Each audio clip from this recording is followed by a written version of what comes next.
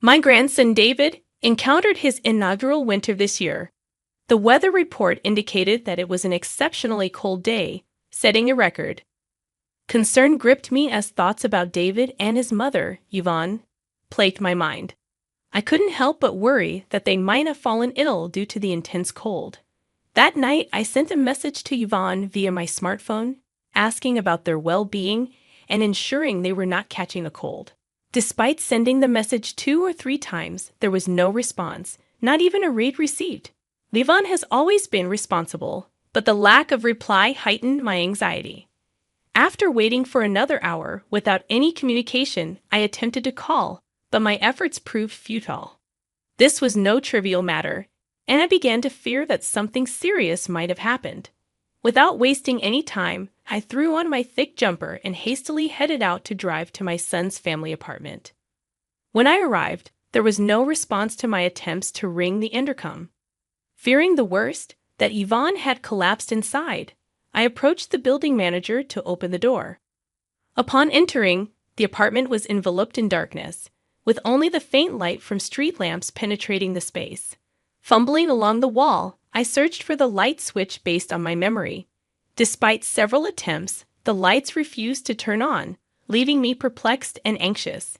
In desperation, I used my smartphone's flashlight to illuminate the surroundings.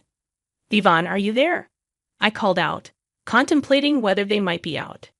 Just as I was about to leave, a faint cry echoed from the bedroom. Hastening towards it, I discovered Yvonne shivering from the cold, desperately wrapping newborn David in a sheet to keep him warm. To my shock, I noticed Yvonne's once long and proud black hair had been almost completely shaved off.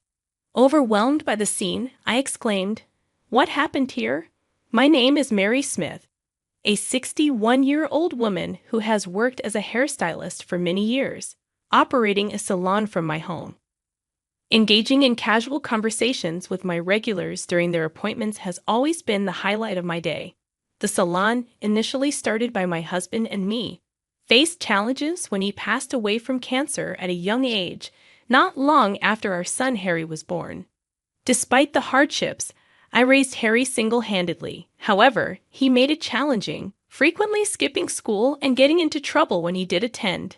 After high school, instead of pursuing further education, Harry chose to spend his days idling around town. I often found myself pondering whether Harry's struggles and rebellious behavior stemmed from a sense of inferiority due to the absence of a father figure, or perhaps my own shortcomings as a mother. The uncertainty about Harry's future lingered, and I could never quite find a satisfying answer to these questions. Then, out of the blue, Harry declared one day, "I want to be a hairstylist." The announcement caught me by surprise, and I pinched my cheek, half expecting to wake up from what seemed like a dream. "What's gotten into you? Hairstylists are popular with the ladies, right?" Harry responded with a smirk, remarking how kids tend to grow up influenced by their parents. Despite the uncertainty about his sudden career choice, I chose to view Harry's newfound interest in his future positively. He successfully graduated from cosmetology school and began working as an apprentice at a senior stylist salon. It was during this time that he crossed paths with Yvonne, who would eventually become his wife. Harry, captivated by her at first sight, pursued her ardently and confidently declared to me, "I've decided to marry this girl," introducing me to Yvonne. "Nice to meet you. I'm Yvonne. You're a hairstylist too, right? I look forward to learning from you," she said with a bright smile and long black hair. I instantly liked her, and our mutual anticipation for the future was evident. A year into their marriage, Harry expressed his desire to start his own salon. Despite being relatively new to the industry, he exuded confidence as a hairstylist. "I want to have my own place and prove my skills," he proclaimed. Although I couldn't shake off my concerns, knowing firsthand the challenges newcomers face in the industry, I couldn't ignore the earnestness in Harry's eyes as he spoke about his dream.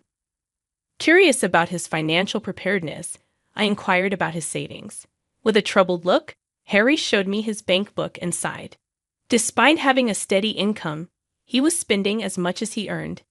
It became evident that, with this spending pattern, he was far from accumulating enough to start his own business. Most of his earnings had been dissipating on leisure activities. Maybe I should have considered advising him to reconsider, but instead, I smiled and reassured him, "Don't worry about the money. Indulge your way." Perhaps it was my way of compensating for the loneliness Harry experienced growing up without a father. Truthfully, I hadn't touched the life insurance money left by my late husband. It was reserved for Harry. Whispering to my husband's portrait, I sought his forgiveness. One of my regulars, well-versed in real estate, provided guidance. A property that had functioned as a barber shop until 6 months ago became available when the owner retired due to old age. The location seemed promising, and my acquaintance believed it would be a suitable start for Harry. Consulting with others during the renovation, someone offered their husband's assistance, and another mentioned that my son, studying architecture, could contribute during his summer break. Thanks to this collaborative effort, the construction progressed smoothly, and once the health department approved, the salon opened swiftly. Setting up my own business happened more quickly than I had imagined. I advised Harry to express gratitude to everyone, emphasizing that it wasn't something he could have achieved alone. When I handed Harry the bank book containing his father's inheritance, there was still more than half remaining due to lower than expected costs for the purchase and renovation. It was a gift from his father, intended for business expenses. I cautioned him to use it wisely, and Harry, though chuckling in annoyance, acknowledged, Yeah, I'm not a kid. I get it." Yvonne, with a bright smile, assured me, "Don't worry. I'll keep a close eye on Harry to make sure he doesn't spend the money foolishly." With her support, I felt relieved and decided to watch over their business from a distance. However, my optimism proved misplaced as Yvonne occasionally updated me on their progress, and her expressions grew more somber each time. 3 months after Harry's salon opened, Yvonne confided, "Harry's not putting his heart into the work. I don't understand why. He was so enthusiastic at first, confident that his skills would attract customers. Within a month, Harry's demeanor shifted drastically. The once smiling salon owner started treating customers coldly, leading to a significant decline in our reputation, and customers began staying away. It was baffling to hear this news, considering how fervently Harry had desired his own salon. What had changed in such a short period? Harry seemed to believe that being a skilled hairstylist was sufficient, failing to grasp that running a salon entails more than just quality work. Yvonne sighed, emphasizing the importance of customer service in the business. It became apparent that Harry lacked this fundamental understanding. Concerned, I inquired about Harry's current actions. Yvonne shared that he was frustrated with the lack of customers and spent his days drinking. If he didn't turn things around soon, we risked losing even more clients. Yvonne was handling the existing customers, but if our reputation continued to plummet, the situation would only worsen. Feeling the weight of the situation, I assured Yvonne, "I'll have a serious talk with him next time I see him. Thank you for bringing this to my attention." She bowed deeply, brushing back her long black hair. Trying to lighten the mood, I commented on her stunning hair, to which she proudly explained that she had been growing it out since middle school for hair donation. Curious, I asked for more details about hair donation, as it wasn't an area I knew much about. Yvonne's eyes sparkled as she explained the process of making wigs from real hair for children who had lost their hair due to congenital diseases, illnesses, or accidents. She expressed her desire to contribute to organizations involved in this cause, describing it as a wonderful way to help someone. Impressed by Yvonne's passion, I commended her for such an admirable commitment, especially considering her youth. 6 months into her marriage with Harry, Yvonne became pregnant. Despite her conscientious nature, always pushing herself too hard, she maintained a positive outlook. Concerned about her well-being, I repeatedly warned her about not overdoing it during this crucial time. However, Yvonne would just laugh it off, assuring me, "Don't worry, I'm taking it easy," while consulting with the baby growing in her belly. In reality, Yvonne continued working at the salon right up until the last month of her pregnancy, supporting the family while Harry's attitude deteriorated. Each time Yvonne updated me, I couldn't help but feel my own shortcomings as a mother. One day, finishing work early, I decided to check on their salon. I encountered Harry just as he was about to leave. "Where are you going?" "Out for a drink.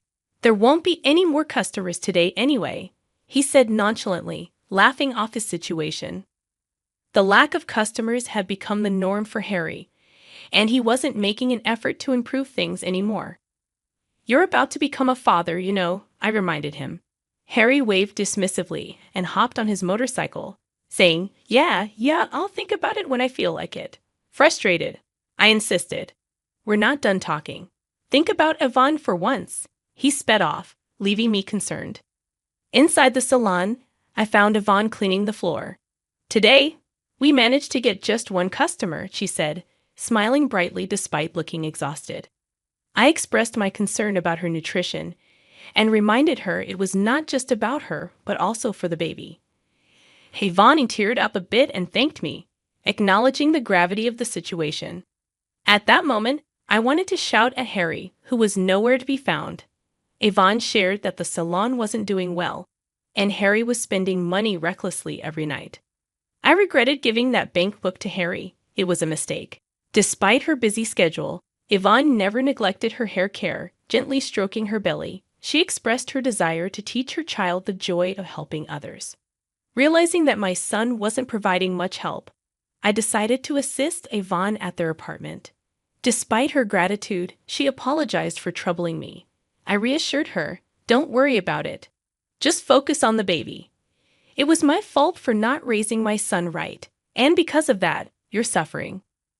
Perhaps, in a way, it was my attempt to atone for my perceived shortcomings. As summer came to an end, Yvonne went into labor earlier than expected and was rushed to the hospital. Harry was nowhere to be found, unreachable. I kept sending him messages, but there were no replies, not even read receipts. At a time like this, with Yvonne's parents no longer around, I was the only one who could be there for her.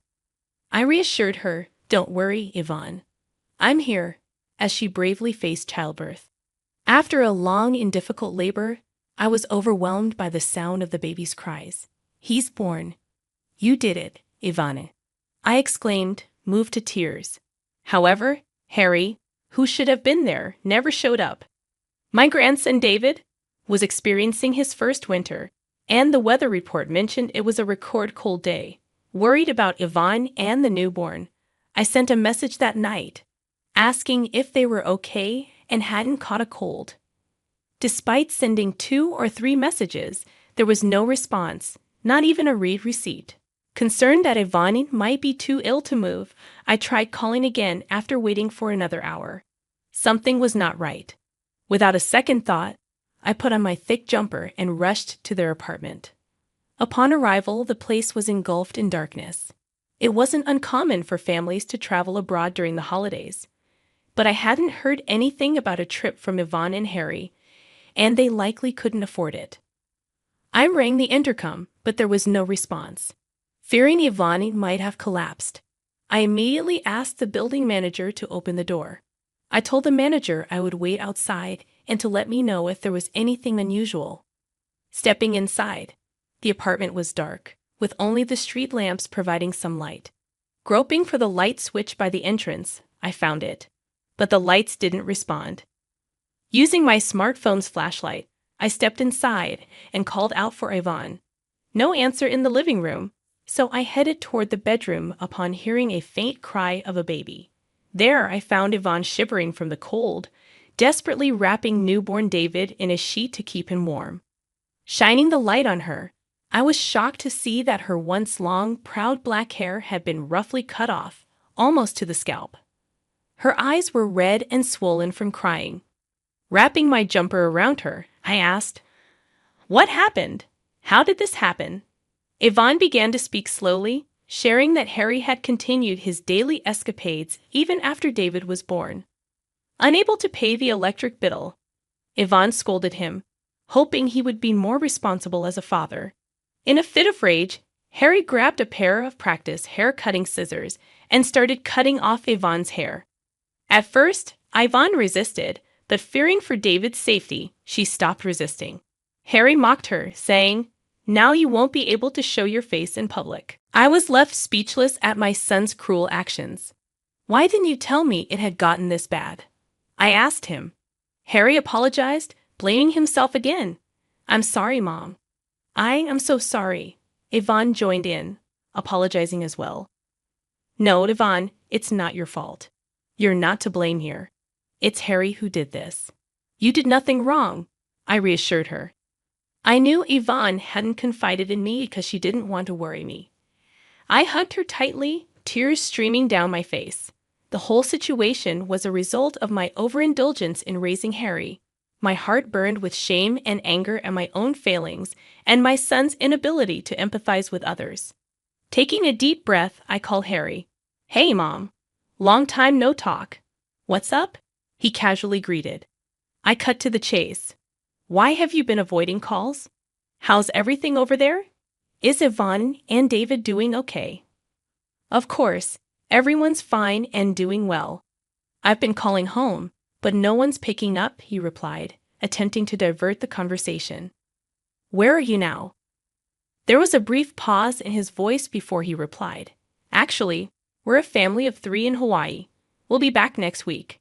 "Hawaii, huh? That sounds nice," I responded, though I knew he was blatantly lying to me. Over the years, I had worked tirelessly as a hairstylist, raising Harry on my own after losing my husband at a young age. When Harry expressed a desire to become an independent hairstylist, I fulfilled his wish without hesitation. Yet, Harry carelessly squandered the inheritance his father left, using it for his own pleasures and mistreating his wife and child. "What would you like as a souvenir?" "I'll bring you something nice," Harry offered.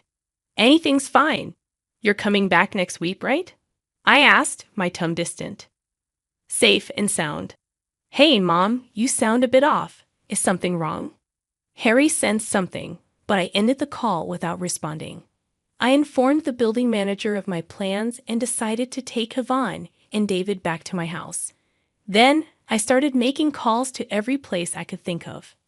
A week later, Harry called me cheerfully, announcing that he had just landed at the airport. "I'm back, Mom, and I've got souvenirs for you," he said, pretending to be the caring son. My heart, however, was no longer deceived by his act. "That's nice to hear," I replied in a flat tone, though Harry didn't seem to notice anything unusual. About an hour later, a taxi pulled up in front of the apartment. Harry, having clearly enjoyed his solo trip to Hawaii, with distinct tan lines from sunglasses around his eyes, unloaded a bunch of luggage from the trunk, expecting to enter the apartment where his wife and son should be waiting. He took out his keys, thinking that once inserted and turned, the door would open immediately. However, no matter how many times he tried, the key wouldn't fit the lock. "What's going on here?" he exclaimed in frustration. I approached him quietly from behind and asked with a smile, "Did you enjoy your trip to Hawaii?" Though my heart was boiling with anger, Harry, relieved to see me, misunderstood the situation. "Listen, Mom, I just got back and tried to enter the house, but the key won't fit. It must be Yvonne's prank, punishing me for going on a trip alone." He tried to paint himself as the victim, blaming Yvonne, leaving his wife and newborn David behind. "What were you doing? I told you I was in Hawaii with my family. Didn't you just say you went on the trip alone?" I pointed out the contradiction. Harry was at a loss for words. "You really had the nerve to lie about taking a family trip to Hawaii." Yvonne was here with the electricity cut off, shivering in the cold, holding David close to protect him. And to think she cherished her long hair, and Harry just cut it off mercilessly. "Don't you feel any remorse as a human being?" I asked, my disappointment evident. "I guess I messed up there, but right now, I just want to get inside the house." "It's freezing in Japan," Harry replied, showing no sign of remorse. "The cold Yvonne and David endured is nothing compared to this. Plus, you no longer have a home here. I've already canceled the lease on the apartment." "Cancel the lease? What?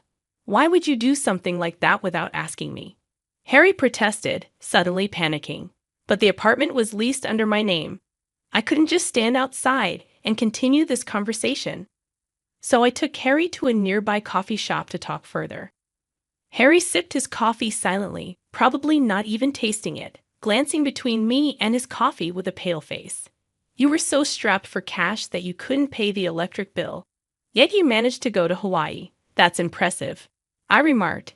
And finally, Harry began to spill his selfish reasoning. He admitted that right from the start of his business, he was showing off to friends and women he picked up at the salon, spending his father's inheritance on his antics. He knew such spending would quickly deplete any fortune, but after getting a taste of the power of money, he continued his lavish lifestyle. Even after the inheritance ran out, racking up debts to buy gifts and take trips. If you're so confident in your skills, you should be able to start over from scratch, I said coldly, leaving the coffee shop after placing money for the coffee on the table. A month passed, and Yvonne and I avoided any contact with Harry, but unpleasant rumors inevitably reached my ears. After I pushed him away, Harry apparently ran to his friends, begging for money. However, they were the kind who gathered around him for his money. And naturally, nobody was willing to help a financially drained Harry. He even got reported to the police for stalking some of the women he picked up at his salon. Although he only received a stern warning from the police, the lack of support from his acquaintances hit him hard, and he completely disappeared from our lives. He was probably living alone now, in fear of harsh debt collectors. All this was the consequence of his own actions. My anger towards Harry wasn't just about his reckless spending. What was unforgivable was how he neglected Yvonne and David, pushing them into hardship, and, above all, cutting off Yvonne's long hair, which she had grown out for years for a noble cause, potentially robbing unknown children of a brighter future. As a fellow hairstylist, I could never forgive Harry's actions. It would take a long time for Harry to truly understand the emotional pain Yvonne has endured. Yvonne herself never spoke of her hurt, but it was clear she wasn't unscathed. She appeared to be keeping her feelings bottled up, probably not wanting to worry me, wanting to do something to help. I reached out to my hairstylist friends and had a special wig made for Yvonne. It won't make up for my son's wrongs, but please use this, I told her. Thank you, Mom, Yvonne said with a smile, though tears were streaming down her cheeks. Using my aching back as an excuse, I asked Yvonne to help out at the salon. She threw herself into the work, seemingly trying to forget her emotional scars. Hello, David, a regular greeted, and David in his cradle burst into giggles. Now, some customers even come to the salon just to see him.